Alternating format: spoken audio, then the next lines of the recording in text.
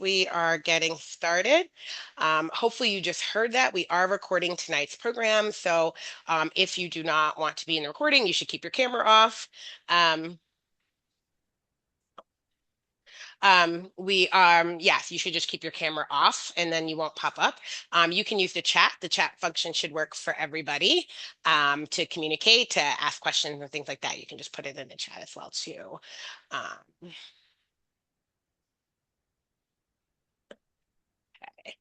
all right, and we have a couple more rolling in, so I'm just gonna usually go to 7:01 there. I'll probably be just letting people in the entire time. Oh, I can put it in the chat too. Welcome. We are recording. Please keep your camera. Use chat to suggest. All right. Not everyone can see that, but I'll repost it as people come in. All right, good evening. Welcome, everyone. My name is Denisha Jones, and I have the pleasure of serving as the Executive Director for Defending the Early Years. And tonight we are launching our new programming called Book Talks. This is part of our Research into Practice offshoot of our Professional Learning Institute, where it sounds just like it is, Research into Practice. I really want to help. There's so much out there, books, articles, tons of stuff, right? And it's like, what does it mean, though, in terms of the everyday teaching? I remember teaching kindergarten and having all these books in front of me from textbooks from college. And I'm like, none of this is helping me figure out what to do with these kids tomorrow. And it was such a struggle. And I wish there were sessions like this that were pre-recorded, like, here's the book, and this is what we want you to do in your practice as early childhood caregivers and teachers and parents as well, too. So that's what we're hoping to bring with you today. And I need to read more books. I realized last year I was like the least amount of books I've ever read in a year. So now I'm upping it by committing to these book talks. So I finished it's actually my second book, but my second book is Not Just Cute, how powerful play drives development in early childhood. Did I get that right? I think I I got think it you right. did, yeah. Okay, perfect. I have a PDF copy on the iPad, or I would hold it up and show you, right? I don't have that, but if you have your I version, Amanda, you're think I you're got mine, welcome but I to might be share. reversed still. Oh, Yeah, yeah, there we go. There it is. Not just cute. All right. So, and joining us tonight, and will be for all of our book talks, is our author, Amanda Morgan. So, thank you, Amanda, for willing to come on and talk about your wonderful book. yeah. Thanks for having me. It's a pleasure. Great. So you're welcome to use the chat to communicate, folks. You can introduce yourself, share your name, where you're from, your pronouns if you'd like. And then we will have time for Q&A. So if you do have a question, you can just drop it into the chat. I don't know if the Q&A is turned on, so I'll just use your chat. So I'll be scanning the chat while we're talking. Yeah, no, we don't have the Q&A. So I'll be using the chat. You can put stuff in there, and then when we get towards the end, towards the last 15 minutes, I'll check it and see if there are questions there for anyone, or I'm sure Amanda and I can keep talking because I could talk about this book. I sent her a bunch of questions and then I was thinking of a bunch more and I was like, let's start with the questions you have and we'll go from there. All right. So welcome. Hi, Christina from Western New York. I think that's us. Awesome. Welcome. Thanks for joining us. All right, so I'll tell you a little bit. I was introduced to this book. Well, Amanda did, but I was introduced to Amanda by Dale Farron, who, if you guys don't know, she is a professor emeritus. Wait, is she still full-time professor at? Emeritus, Yeah, but so she's emeritus, she's still but she's involved still in working. That's really right. Yeah, fascinating sometimes things. Yeah, emeritus is retirement, but she's not, I don't think, right. there at Vanderbilt, right? Yeah, Hmm. at Vanderbilt. And so interesting enough, Dale reached out to us when the first article was coming out about the Tennessee study, and her NPR piece came out. I'm literally at work at Sarah Lawrence when I was working there, and then I'm also doing defending the earlier stuff, and we're all talking about this, and it's so great. The next day, Dale Farron shoots me an email. Hey, I'm a huge fan of DEY. I wrote this blog. Will you publish it? And I was like, oh my goodness, lady. So the next thing I know, I'm like, not only will we publish it, we want to talk to you. We want you doing all sorts of things. So that launched a relationship with us with Dale, which was amazing. We brought her on as a national advisor. She sends me blogs all the time. I say, thank you. You just took the words out of my mouth and I publish it. She finds me to be her most easiest publisher. I do a lot of editing and stuff, so I'm not like that. I'm not the hard person. I'm like, looks good to me. But I just love her where she comes from, the things she says, and it's been great. And so she introduced me to Amanda, and then Amanda talked about her book. And so that's how we got here. And I had it on my list to read, really got into it, found it really fascinating. And so we decided to make it our first book talk. All right, so I will get started. I've just got questions for Amanda. We're going to have this conversation. I'm going to share questions. There might be follow-up questions in between that as they pop up and goes. And then, like we said, if you have a question that comes up, put it in the chat, and there will be time for Q&A at the end. So, can you begin by sharing a bit about yourself, your background in early childhood education, and what led you to write this book? Yeah, absolutely. So my background, my academic background, I majored in elementary and early childhood education, did a dual major, and then I did my master's degree in human development, focusing on child development. And with that, was able to work in the child development lab there at Utah State University, and was fascinated by that work in the preschool child development lab. And I've done work in various school settings. And then for the past probably 15 or so years, I've been working in professional development. So supporting teams and conferences and groups with professional development, improving their practice or better understanding the research that comes out. What does that actually look like for us in practice? What does it actually mean in ways that we can be more conversant about the studies, the research that's out there? I'm really passionate about sharing that with people. So I've been doing a lot of that for like I said, about 15 years probably.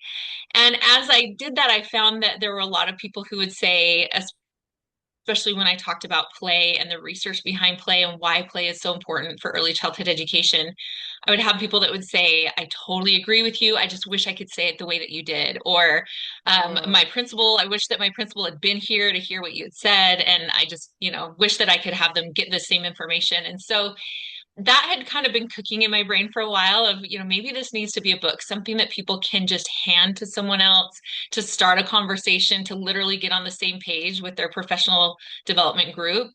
And then I was doing some professional development with a team and putting together the resources that I was sharing with them. And kind of partway through that process, had this epiphany that what I was working on was essentially the rough draft of the book already. That I'd finally put it into words that were.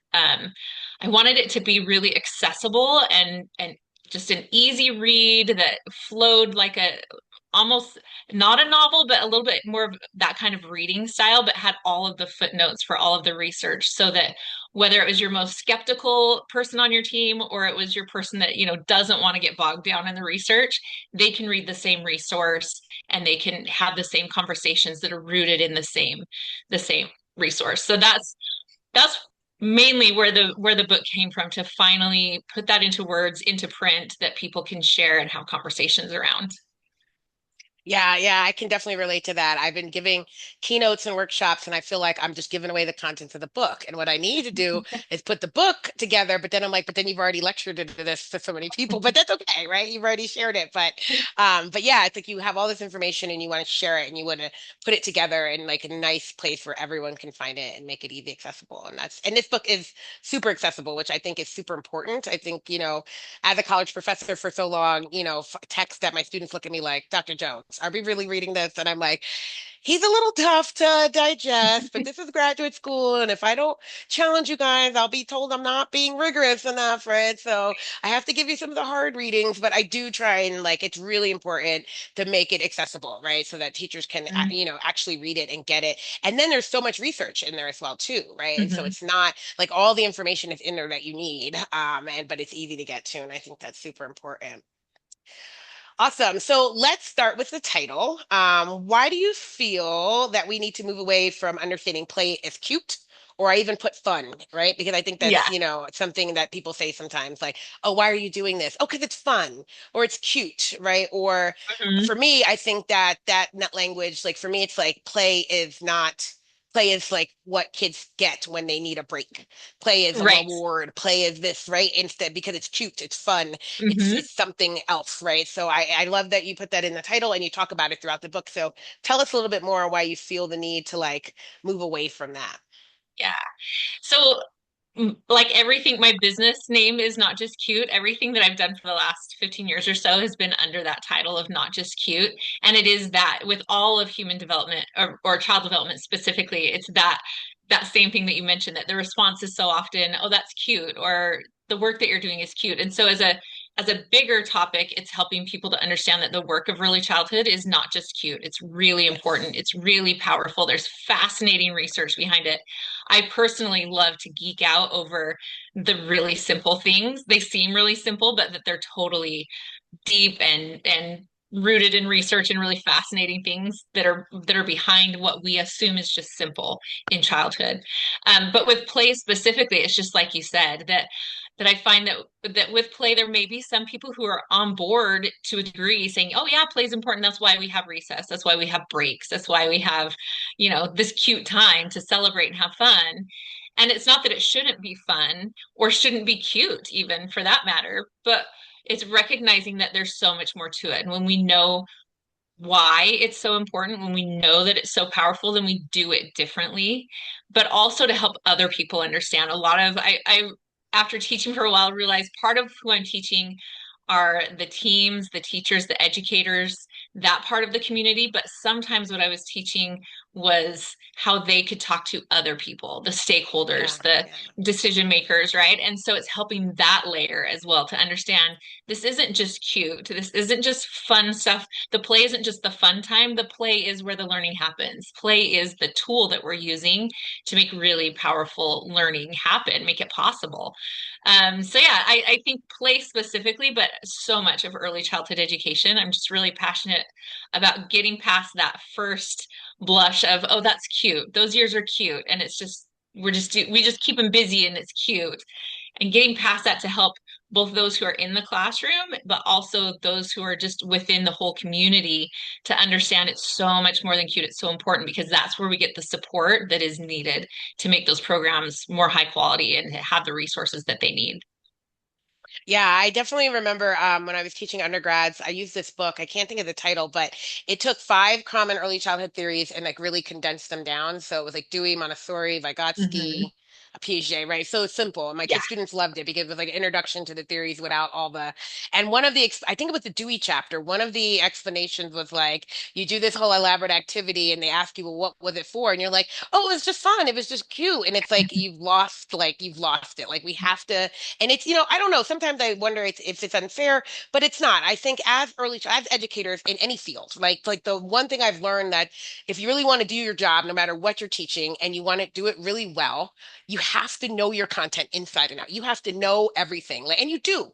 First I tell teachers all the time, number one, you're the smartest people in the room. You're the smartest people I know. You're super educated. You know a lot. You need to trust in that. We're not taught to trust in the knowledge that we have, but we have it. And then we have to remember it's our responsibility to share it because not everyone has studied child development. They don't know that Vygotsky said play is the leading activity of development, and this is why. They don't know what the zone of proximal development is and why we want to Hmm. be there during play so that it's not too frustrating, but it's not too easy and know where to step in. They don't know Piaget's stages. They're not supposed to.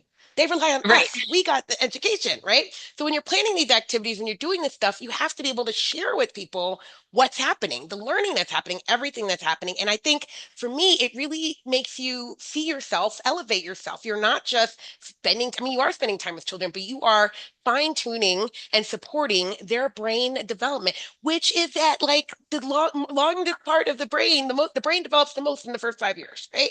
I think Yeah. people forget that. Like I remember when that neuroscientist article came out, early 2000s maybe, I think, like Mhm. it was everyone was like what, like they were literally like the things that are happening in the brain is amazing, right? And so it's so important. Like we are architects of brain development, right? That's what we're Yeah. doing really, and all types of development, but really the brain. And so being able to articulate that, yes, it's fun, yes, it's cute, it brings a smile to our face, it's great, but it's so much more than that, right? And so I Hmm. really love that throughout the book, as you talk about the impact on brain development, the impact on curiosity, the impact on just all these different areas, that it's like, yes, it's all of this stuff too. It's super rich. Soft skills, right? Like that came up and I Hmm. was like, yes, we forget. Like I've known plenty of 4 and 5 year olds who were academically smart, but lacked child Hmm. soft skills. Up They not did just not like to hang 5-year-olds, out with, right? yeah, yeah, exactly. 55-year-olds. Look at the adults around us, people. I want to do a study on like what kind of early childhood education did some of the people we're hearing about have right now. We talk about prisoners and their early childhood, but can we talk about some of the other people running the planet right now and their childhood? Because I tell you, it's probably not what we think it is, right? They Yeah. might not have had, they might not have developed the soft skills, right? All of those things that are super important. Yeah. Yes, that is the Can I book. Thank just circle you. back to, Yes, please oh, go go ahead. ahead. I No, was just no, going go to ahead. circle Somebody back to put it in the chat. But one of the things that you mentioned, the professionalism, right? So you mentioned helping people to realize like the work that you're doing is not just cute. It's really, really important. And yes. that's what I've learned from some of the teams that I've worked with their professional development and better understanding play and how to support play. That was one of the pieces of feedback that I wasn't anticipating from one of the directors. She said, I feel like my team members see themselves as professionals for the first time, that they Yes. realize that they are professionals because they understand the work better and Yeah. they see their role in that work better. So it serves the children better when we have better professionals, but it's serving those professionals as well to see who they really are, the work that they're really doing, and how much that really matters. And that changes how they do it and it serves the children better as well. Yeah, and that's what I noticed too when I saw how teachers were not just using play as like a break from learning, but really leading with play and letting play be their pedagogy in the curriculum. What I saw is that they got really skilled into the profession of what that means, thinking Mm-hmm. deeply, observing, reflecting, really intentionally. I mean, and we do this sometimes, but when you have a scripted curriculum, right, you don't really have a lot of input. You don't have you just feel Right. like you're just standing in front of a room and you're just going over the lines that someone else is giving you. But when you're really having that opportunity to say, I noticed the kids are doing this, and I'm talking about the kids doing this, and you are like, it just changes the nature of the profession. I've seen this with so many teachers that I've been studying over the past few years, teachers in China, teachers in Pennsylvania, teachers in Maryland. And I feel like that's also one way to sustain ourselves in a field that's really difficult to sustain ourselves. Like, I don't, Mm-hmm. sure everyone knows this, but teaching is difficult, right? And so we Right. need anything that's going to help us stay in the classroom. And I think, yeah, like that really getting into the why of it, like how it's changing things, studying different things. Like I've noticed teachers they start asking different questions. They start looking at the students differently. And that like really triggers a change in them. So I'm glad you brought that up. And yeah, I can definitely see that as super important. So I also want to sticking with the title. You called play powerful, which is a great word. I always say about play being about a form of freedom and liberation, but I rarely think about it being powerful, and it really is. So can you share more about why play is powerful and why that's an important characteristic of play that sometimes gets overlooked? Yeah, I think that's part of what makes it not cute, right? That I think of it as like a catalyst or a force multiplier that within play, we have so many other things that come more naturally that we know enhance learning and development. So things like relationships and social interactions, conversations, problem solving, creative thinking, all of these other things that are little pieces that we try to bring into our educational environments because we know that it supports learning, that it supports development. And I feel like play is this great basket that they all fit in and make it more natural, make it more it's just easier to bring it in when we come at it from that playful framework. We're automatically going to bring in all these other pieces that we know make for effective learning environments. And so I think it's just really, really powerful because we can do this work, we can bring in all of those elements more efficiently. It becomes this, like I said, a catalyst or a force multiplier. Whereas otherwise, we're looking at these, 14 different activities that'll hit on these 14 different elements we want to have in our classroom.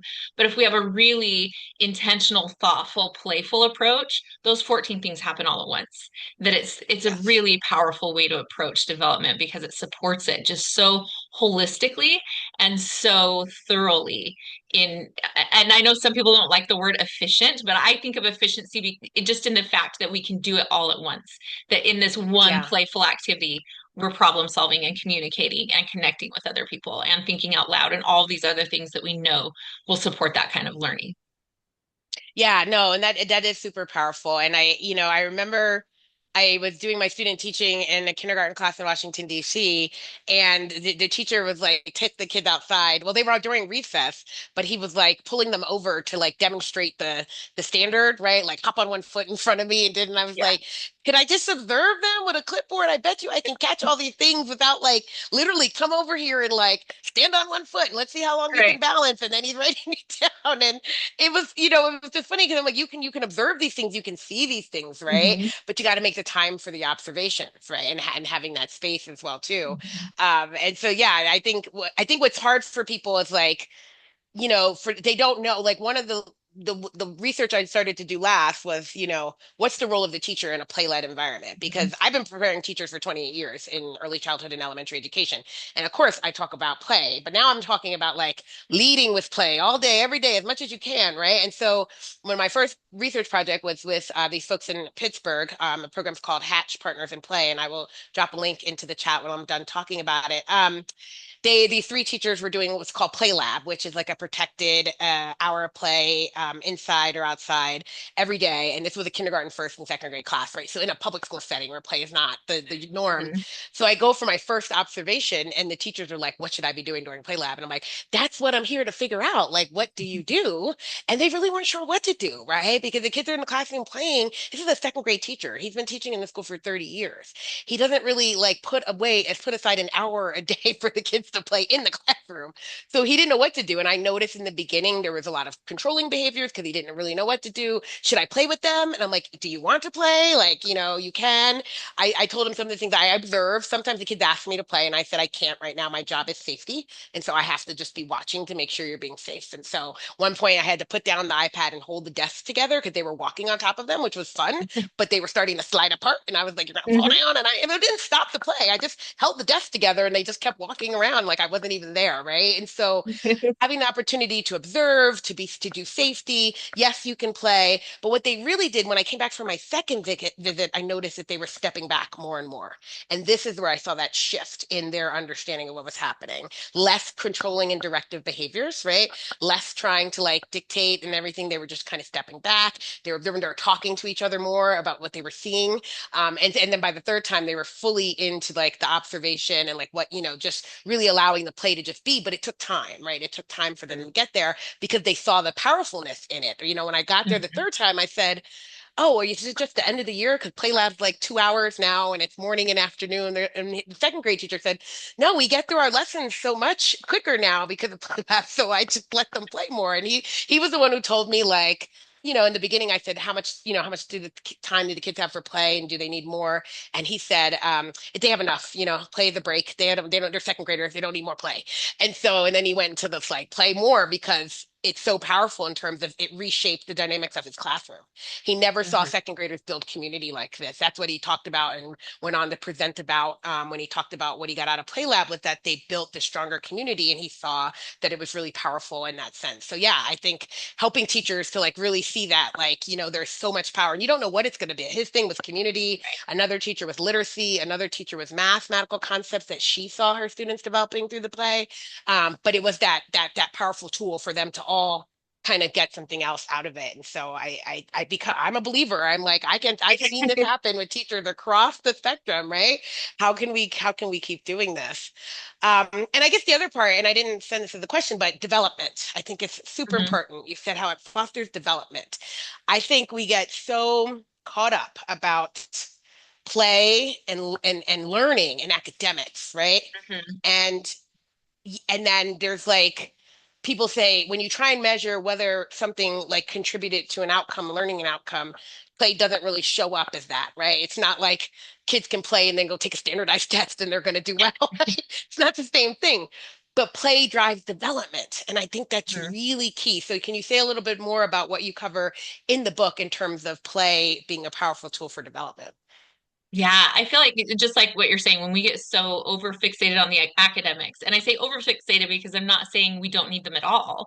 We just Yeah. need them in the proper proportions, right? And sometimes when we get over fixated on those academic pieces, we're pushing more and more of that in, and we end up pushing out some of these play experiences. And then Yes. what we don't realize is that is a terrible trade-off because we're pushing out all the other experiences, all the other development that goes with that.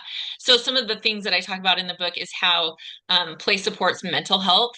Um, Yeah. so that type of development, and a lot of that has to do with having agency and taking initiative. And so those things that you talked about, moving back from controlling behaviors that may not be necessary on the teacher's part, and and how do we better support some of that agency and choice, and that's inherent in play, right? So some of these mental health, both from the perspective of having an exercising agency and also as a stress reliever, because we as adults, I think we can all relate to that. When I ask a room full of adults, what do you do when you feel really stressed out or really worried, or those types of Hmm. questions, and they start listing their coping mechanisms, and that looks like play for and so when we what would you do, what would you feel like if you couldn't talk to your friends when you're upset, when you couldn't go dancing, when you wanted to release some stress, if you couldn't go work out for a while, you'd feel differently.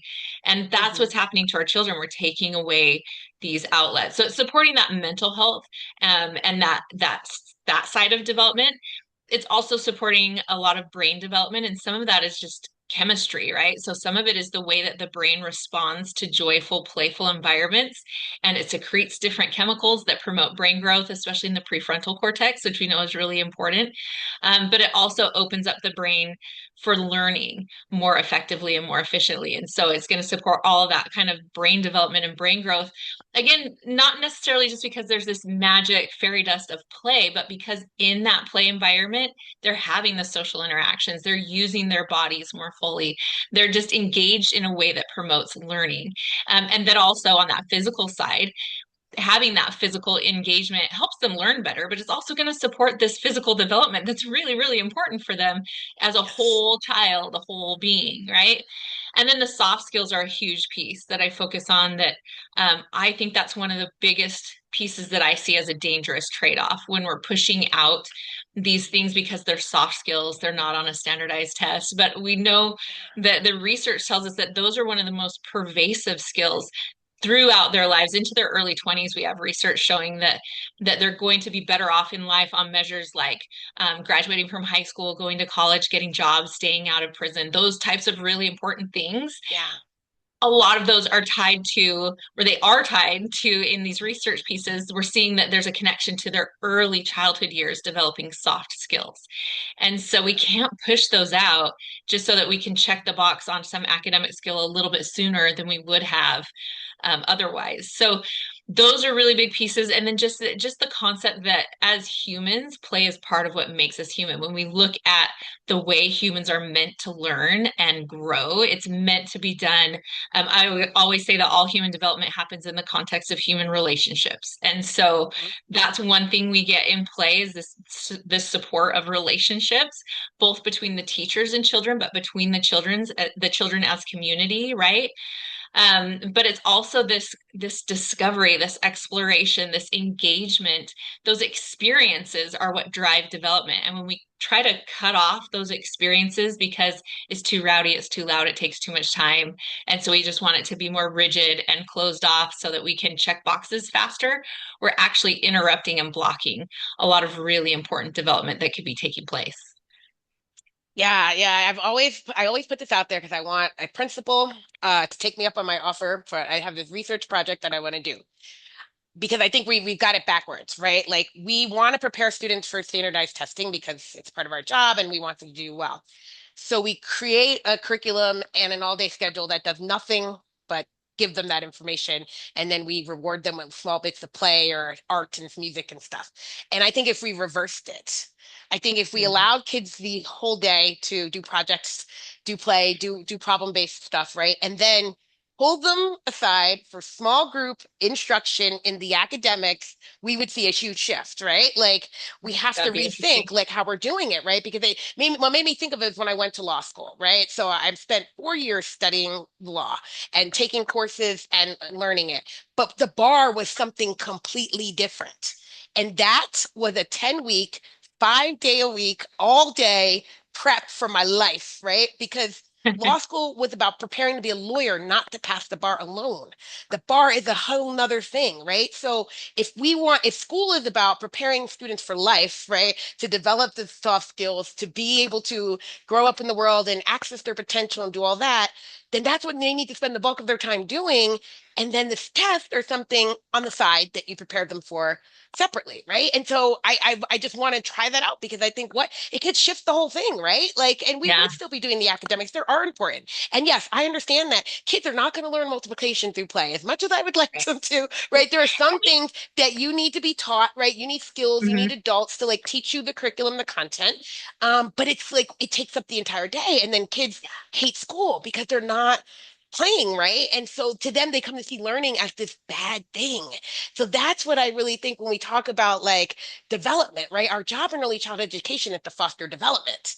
And we Mhm. want kids to take their natural curiosity. You talk about curiosity in the book and like drive into that, but we end up taking it away Mhm. by just you got to learn academics, and then school is not a place for learning is no longer fun. When I talk to kids about play and do they see play as learning, they're like, no, we're not learning anything because they're afraid that I'm going to turn play into like a part of school. And they're like, no, this is just us having fun. It's not learning, Dr. Jones. And they love telling me this when I come in and I talk to them. And I'm like, that's so because to them, learning is not fun. Learning is school. Learning is not. And so it's like it's so important. So yes, I think the focus on development is super key because it separates that academics out. And then, but you said that foundation. And so I think that's super key. I think what was missing, you talk about Del Farron's study in the beginning of the book. She writes the foreword, right? And that Tennessee Mhm. study, right? I think one of the things that were missing was that you need a foundation of learning and development to then get into academics, right? And if we're Yeah. not giving kids that foundation of physical development, language, social and emotional, experimentation, curiosity, all of that stuff, it makes it so much difficult to then go into this environment where you're just being taught all day, right? And not having the options for that. Yeah. I think another way to think of it, and I think this might have been Dr. Kathy Hirsch-Passick. That's my Hmm. guess. But I remember listening to somebody talking about looking at learning, like you were saying, why are we separating these so much? Are we putting our emphasis in the right places? And I remember them talking about thinking about it from more of our adult perspective. I have a son who's taking college biology and he goes to class and gets the material, and then he goes to a lab where he applies it and plays with it, right? And so they Yes, were saying if we yes, think of play as more of the lab, like you said, the play lab, right? That there yes, are times yes. that we need to give instruction, but if we're giving instruction all the time and never giving time for a lab, never giving time to play, then they can't really sink in deep with that. And I think also we sometimes forget that we can teach through the play, we can support it. We're creating the environment and providing them with opportunities and invitations that are supporting specific learning objectives that to the children, they're like, no, we're just playing. And we're in the corner saying, yeah, with the stuff that I set out that kind of prompted and provoked questions and gave you the room to play with these ideas that I've heard you talking about or that I've observed you working with. And so there's a lot of learning that happens during that play. And I just love that imagery of it being the lab. This is where they get hands-on and apply and practice and play with really important ideas. Yeah, yeah, and I love that too, is because it's like it is a space where, there are some parameters, right? You cannot use it as punishment. It's not, you cannot say, kids, you're not going to play lab tomorrow because if we can take it Right. away from you, right, then it's not yours. And even during play lab, they could direct them and you can redirect, but you can't put a kid on timeout. Like you can stop them, hey, come here, and don't do that or sort of thing, but they get right back into it. And so then it became this really cool thing the kids felt was theirs. And once they feel like it's theirs, they get to do it, they take it more and more and more. I mean, when that year ended, the second graders were like, what, no play lab in third grade? I think they have play lab in third grade now because they were not going to stand for that. They were like, that's Right. not okay. Like, we want to keep doing this. This is so cool. And the teachers were able to kind of talk to the other teachers about why they were doing it, what was so beneficial. I think now is a good time to go to the question. I know we were going to save it for the end, but Cassandra writes about working with kindergarten teachers. She say they would agree with everything we're saying about play and development. The disconnect comes from knowing how to bridge academics with play. Can you talk a little bit about how guided play can look in the classroom and academics and curricular resource? And you do talk about guided play in the book and about Kathy Hirsch-Pasek, who talks about guided play as well too. So I feel like this is a good segue into that. Yeah, I think one of the things that really helped bridge some of the gap for me. Some of the things that I have been wrestling with, this aha moment was seeing some of Kathy's research, looking at the spectrum of playful learning. And so recognizing that there is not one set way that play needs to look to count for play, that there is a spectrum where we shift the way that I mean, we know that as early childhood educators that responsiveness is one of the key things for us to really be effective in supporting development. And so as we respond to where the children are, we may shift in how much support we're giving, how much direction we're giving, and how we're structuring the environment. And so we look at the spectrum all the way from free play, there's guided play, there are games, there's playful learning or Hmm. playful instruction. And so that's one of the first things to recognize this spectrum that it can and should shift. Our support can and should Yeah. shift. So with guided play specifically, though, I mean, there's some of these terms we kind of use in interchangeable ways, right? Hmm. And Hmm. so we're guiding and supporting, all through the games and the playful instruction, all of those things. But when we think of guided play specifically, for some people that looks like free play, but we're guiding it in the sense that we have prepared the environment. We have set up provocations or things that Yeah. are, again, we've observed that they're interested in or they're playing with concepts. And so we're preparing the environment to give them the materials to play with those concepts. We can also guide, again, it's the spectrum, so we can shift. Maybe we're just setting up the room and then we're stepping back and watching. And maybe it's with different children that I'm watching this child, but I'm getting side by side with this child. So sometimes it looks like getting right next to them and asking questions or just commenting on what's happening. Maybe it's giving that sportscaster play by play, right, of what we're seeing and what we're observing. That's another way that we can support play. Sometimes it's in a game. So maybe in a small group, we're actually teaching a type of a game to play with a concept or to play with kind of a little more structure, a little bit more guidance to play with a concept that we're trying to learn. One of the things that was helpful for me to see again that the way that I support can and should shift, I kind of had this epiphany, and I didn't write about this, but when I was thinking about Mildred Parton's social stages of play, right? Hmm. There's the onlooker who's just watching, there's this parallel play where they're side by side, there's solitary play, there's um, associative play, or there's this cooperative play, right? The different ways that they engage socially. And I kind of had this epiphany one day to realize as a teacher, I also follow those different ways of how much I engage, right? Sometimes I'm the onlooker who's watching and observing to see what's going on, getting information from watching them play. Sometimes I have played all alone, right? That I'm playing in the corner while I observe, or I'm playing in the corner to see if someone might come join the play, that I'm kind of Hmm. modeling it a little bit.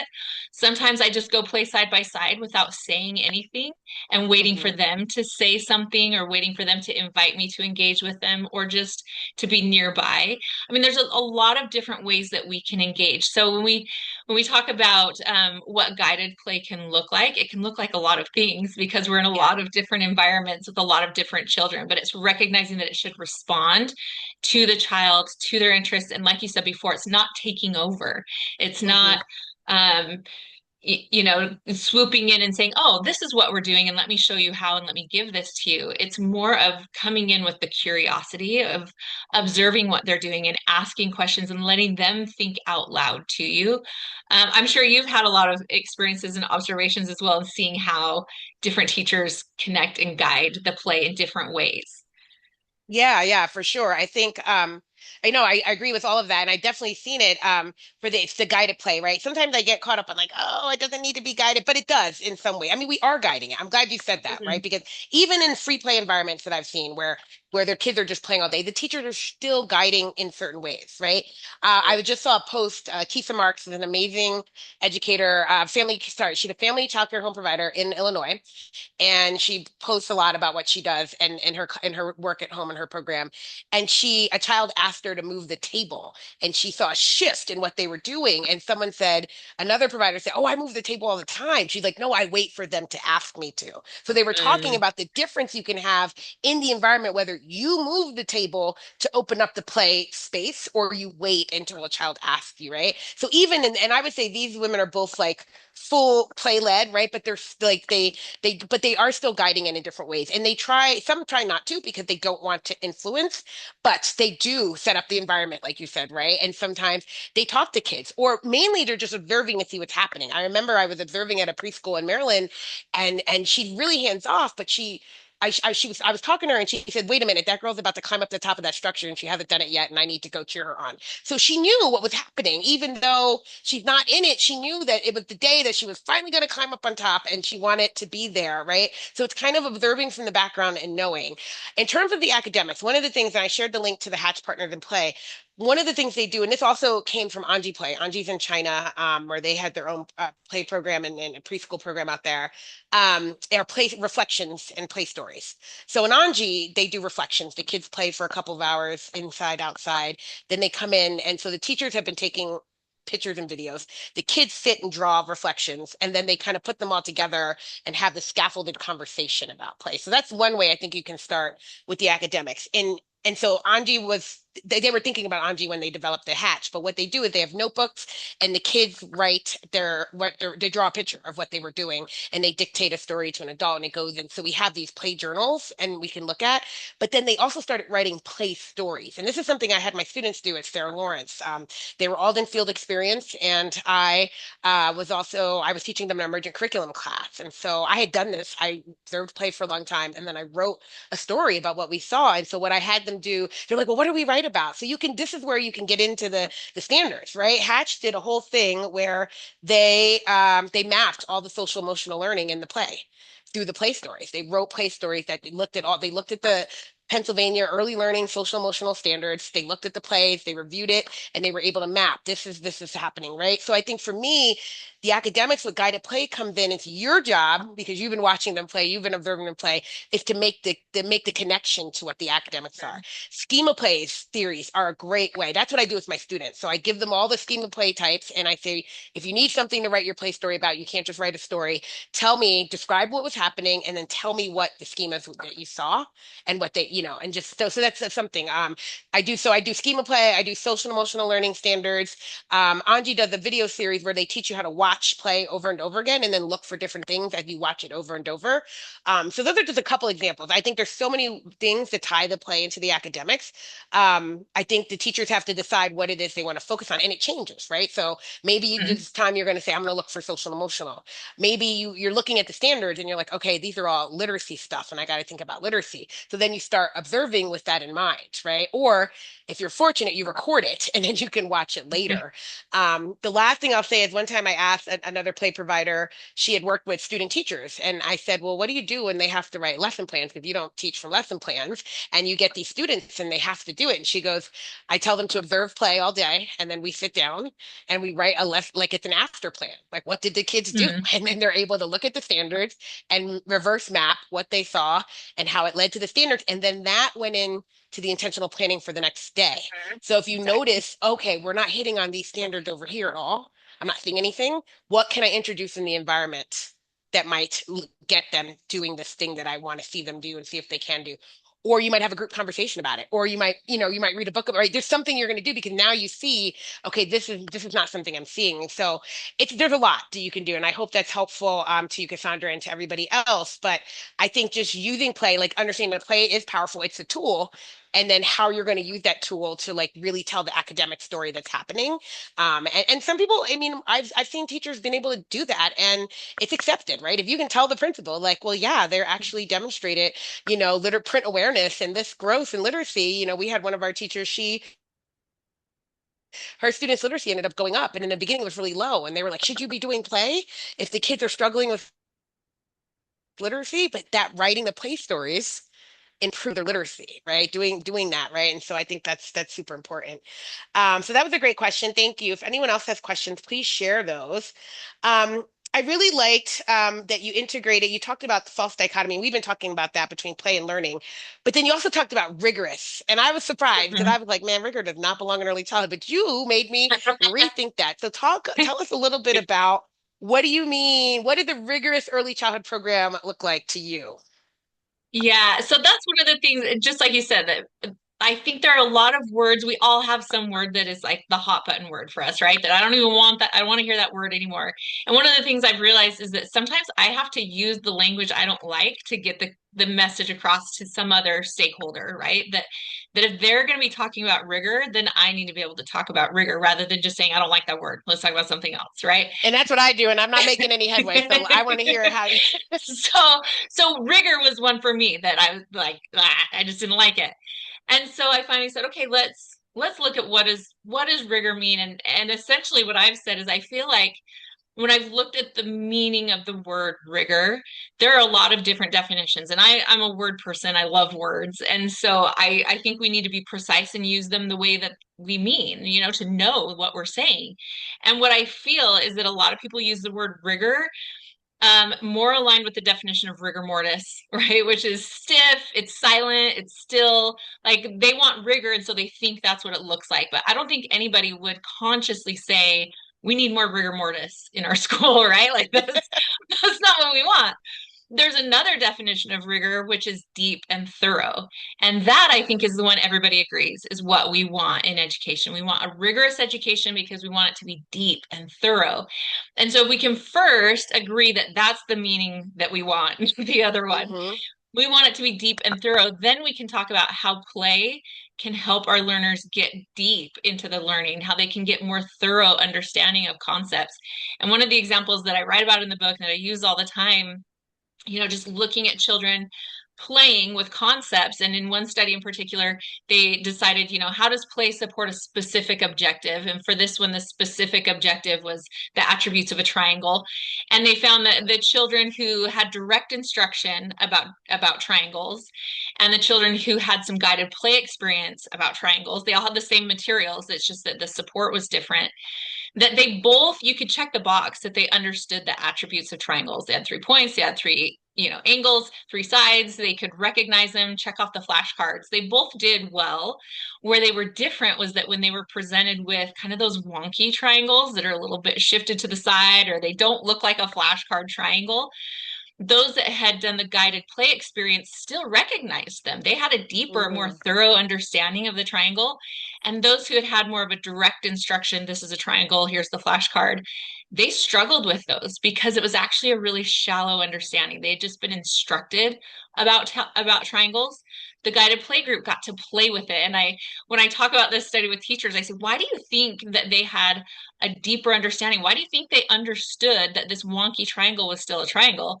And most teachers will recognize that, well, when I let them play with it, they immediately get weird, right? They immediately want to make this wonky triangle and try to make something to trick other people.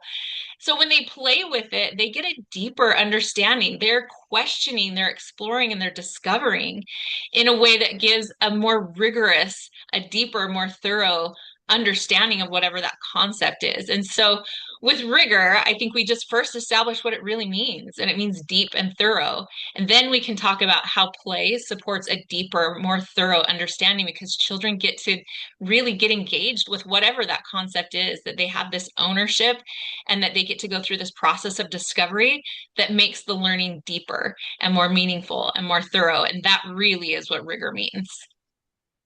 Well, now you've made me rethink. I might say I'm all about a rigorous early childhood education because it's deep and thorough and we get there through play. I can support that, right? But yeah, Right? I used to think rigor meant, unbreakable, like, just not Right. something you believe in early childhood, right? And so I appreciate that you really opened my mind to that, right? That like if we think about it being deep and thorough, that's really what play is, right? It's a Mhm. time for children to go deeper, right? We don't know how long they might spend. That's one of the things I think that really shocked me in China was how long the kids were engaged in the play when they had the time, space, and permission to do just that. I mean, hours, right? And though some kids moved around, they fluttered around, they did, but some kids were like, they were deep, they were in there, they Uh-huh. were thorough, they were doing that for 2 hours solid. You couldn't pull that kid away if you wanted to. And so I think again, that's again what Vygotsky taught us. That's why it's the leading activity of development, right? Because it gives a chance a child to go spend as much time as they want or need in that moment doing whatever they're doing, right? And yeah, that's really important. Um, is that same finding in literacy. I think this is about the triangles. Discovery-based Oh, learning is matched for math, yet there is more support for scope and sequence and direct instruction in literacy.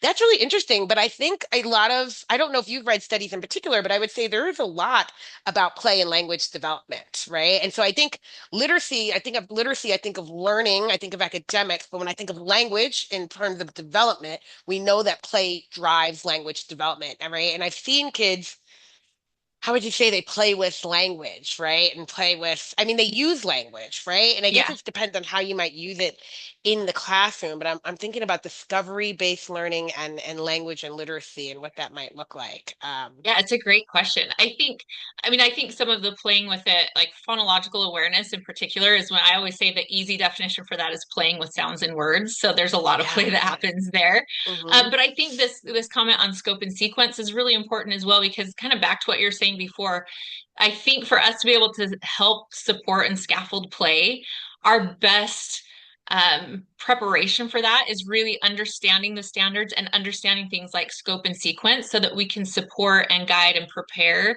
in ways that support that kind of learning. So with literacy, where we recognize that there are certain elements of literacy, that specific things that need to be supported, that they need opportunities to experience, and that we even need these mini lessons of teaching that they also can play with. And again, looking at that spectrum of play, recognizing that even though maybe I do have specific skills that we need to be introducing and recognizing something in our curriculum, there are ways that I can introduce play into maybe what's in my curriculum. I can take this suggestion and say, I can teach this in a different way. So for example, when I taught first grade, I had, specific things that we were supposed to do. And back then it was still sight words was part of what we were doing.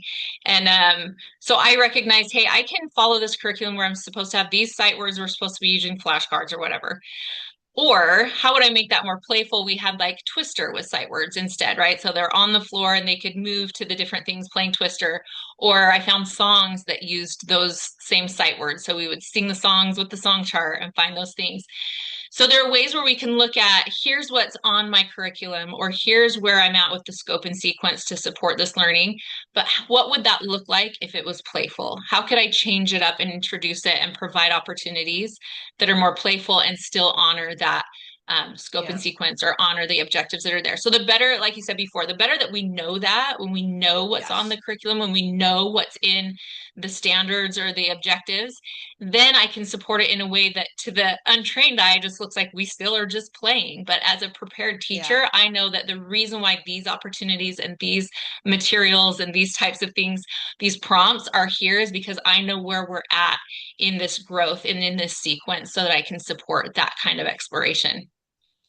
Yeah, that reminds me when I was teaching kindergarten, I said, you know what, you got to look ahead. Where's this book? We had that huge Houghton Mifflin literacy book, and I was like so confused about these activities. I'm like, what is the, but then I went ahead to see where we were going, and I'm like, oh, you want them to be able to do this, so you're doing this. And so I had to really get my head around the entire curriculum, and then I was able to say, okay, this is the goal. This is what they want to happen. And I understand what this is activities for. Let me adapt it for my students because Mhm. me Exactly. just reading the activity that way did not come out right. They're like, Didn't Miss work. Jones, this is terrible. This is boring. I'm like, I know. I don't, because I didn't really understand the whole point, right? I didn't have the scope and sequence down pat. And so when you do, you can, right? And so, yeah, I think Mhm. there are ways that you can definitely do some discovery around literacy. If you're not familiar, there's a new podcast out called Liberated Learning. It's part of that early childhood nerd. So Heather Burnt Stanley does that podcast. She now has early child nerd work. And so she has three more podcasts. And so Mike Huber and Kisa Marks are leading that podcast, Liberated Learning. And they were just talking about like how kids learn letters based on their names and their Mhm. friend's name. And so she thinks intentionally about what she can do to help kids like think about their friends and their names and and getting stuff. So yes, I think there can be a lot of literacy in play in that discovery of it, but it's intentional. Like she's intentionally thinking about, okay, if I do this and I say, oh, your name is CH, and her name is CL, right? And you're putting this around the environment, they're getting to understand that distinction, right, in the letters Mhm. and the letter sounds, because they know their name, but now it's trying to be Right. like, what about the other C names in the classroom, and how can Yeah. we can bring those in? So I hope that was helpful, Jennifer. And I think just listening to, for me, just listening to the kids talk and play. They ask a Mhm. lot of questions. They narrate. Like kids will come up and start talking to you about things. They're like, that is literacy, that is language. And so if you have an opportunity, even if you can just audio record what kids are saying and then go back and listen again, I think you could parse out some of the literacy that was happening there, whether it was questioning, whether they were doing the word choice, whether the grammar, like how it was coming out, like just depending on what the standards are that you're looking at, I think it's there. But I think what's really important is that you need the time, right? You need the time to be able Mhm. to, if you can't capture it all in the moment, write down as much as you can, record it as much as you can. And I think that will really help. Yeah. I think the other Thanks. thing that I've come to realize when we talk about literacy, right, language and literacy, Hmm. that literacy really is about communication, right? That Yes. just checking off things on a list. I know that helps us to get there, knowing the scope and sequence, but ultimately it's communication, it's stories, right? And one of the ahas I had Yeah. was realizing that when children are playing at the sensory table, when they're playing in the blocks, when they're playing in dramatic play, they're making stories and they're, like you said, Yeah. they're narrating it all the time. And so when we talk about writing, for example, I've always added this little part, because we talk about writing and there's invented spelling and holding the pencil and writing letters and making words, and we just talk about the mechanics of writing, but there's Hmm. also this element of storytelling. That's part of Storytelling. writing Yeah. is can they create the story? And so play, I think, is huge for that experience of just they're making stories all the time and they're giving them words. And so when we recognize that, we can see how much literacy building is happening Yeah. in that Yeah. moment. Made me think of Vivian Paley, and she talked a Uh-huh. lot about literacy, and she would like, you could put a red square tape and let kids tell stories from there, that dramatic reenactment and storytelling. And it's such a great thing, right? Because yeah, I remember one time we had this weird wooden block thing and we just put it in the center and the girls used it for their stage, I and then love they it. started making props, and then they were telling these stories, and the boys did too. They were like, can we tell stories? Is it just for girls? We're like, no, get in here, boys. Right. So then we had to fight about whose story was being told and when, and they actually combined the stories. So it was the princess and the Hmm. dragon, right? Because the boys wanted to do the dragon and then the girls and the princess. And so we came together. And so, yeah, there's so much power. That's literacy, that's communication, Hmm. that's language, and it's happening. And then we can ask deeper questions, right? If you're familiar with the classroom assessment scoring system, right? They talk about modeling questions, going back and forth with kids, the feedback loops, which Yeah. I thought was really Uh-huh. important. And so if you understand that and you're talking with them, you're able to like, yes, oh, I see what you're saying. And you give a little question and you come back and you get some more. And all the language modeling and all the stuff that goes in there is also super important. Well, this has been great. I have one last question for you. Okay. So our goal with these book talks is to support early childhood educators and caregivers in informing their practice with knowledge gained from the text, the books. I had was like, are all books research? And I'm like, yes, I think all nonfiction books have to be a little bit research based, right? And your book does this, right? I want to just shout out at the end of every chapter, there are summaries, key summaries, reflection questions, and kind of like action suggestions, things people can do. So I think you did that. But for people who might not have read the book or going to start doing it for our audience tonight, what is one thing you hope they glean from your book to really improve their practice? Yeah, I think if there was just one thing, I would say one of the definitions that I come up with for play to make it really simple is that it's agency plus joy. That in wherever we are on that spectrum of playful learning, we're making sure that we're including and honoring the children with their agency, their ability to choose and self-direct to whatever degree on that spectrum, and joy, right? So one of the simplest things that I challenge people to do is to just observe and think about what they're doing in their classroom and ask themselves, how can I introduce more agency? How can I give them more choice or control, engagement? And how can I introduce more joy? And then on the flip side, observing, where do I see agency and where do I see joy, so that they can just be more mindful about how they're supporting that in their classroom. I think if play feels like a really scary jump to get all the way to what you think a playful classroom looks like, then just start with, how can I have more agency and joy? And you're going to take those baby steps towards more play in your classroom. Oh my God, I love that so much for a couple reasons. One, I believe it's a bi-directional force. So my thing with teachers, what I saw with the teachers who lead with play and do play, and teachers are, I've been told, I know this, you don't have any agency. When you give children their agency, you are reclaiming it for yourself. I've seen this happen, right? Because you're not going to give kids all this agency and then be treated like you don't have any yourself. It empowers you. It like reinforces you. And when you focus on children's joy, you're going to be joyful too. And I talk about teaching should be joyful. And what I saw in China and what I see in Pittsburgh and what I saw in Maryland was joyful teaching. Right. And the teachers had agency and the children have agency. And it was so beautiful. And so I'm like so pushing that with people because I think teachers, you need this too. It's not just about the children. It is, but it really isn't. 100%. Because if you're giving them agency and joy and you're miserable, what is the right? But that can't happen. I have not seen that happen anywhere where classrooms are full of agency and joy and the teacher is miserable. I have not, well, I mean, if they're getting Right. pushback, but they're actually learning how to push back, right? They're Hmm. actually developing the skills to justify what they're doing. And so I think that's the perfect way to end. Thank you so much, Amanda. I hope Absolutely. everyone enjoyed this book talk. Please, if you have not gotten it yet, get yourself a copy of Not Just Q. I put the link and I'll put it again here to Amanda's website, which then takes you as well to the book. And I didn't realize, so you self-published this as well too. I did. Yeah, that's That was an amazing. adventure. Yeah, yeah. But it is available Yeah. on Amazon. That's where I Hmm. was heading Yeah. that with all this, that I saw you self-publish it, but I also saw it was available other places. So I will go ahead and drop the link again here to the website. And you do more than just a book, right? I think you have you do trainings and all lots of other stuff as well too that I saw on the website as well. I do. Yeah. Yeah. Yeah. But All I right. do speaking and training. I've got some resources on the website, like the Why We Play letters, all kinds of things. Yeah.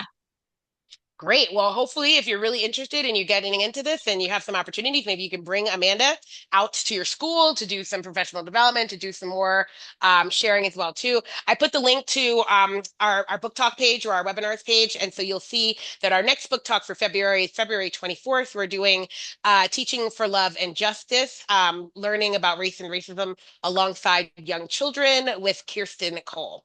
And so that's going to be our February book talk. I wrote a review, so I've read some of the book, but I'm going to finish it now. You can write a little blurb without reading the whole book, so I get to come back to that one. So again, thank you so much for joining us. We will share this recording with everyone who registered in case you know someone who signed up and couldn't make it. It'll be on our YouTube page and our Facebook page as well.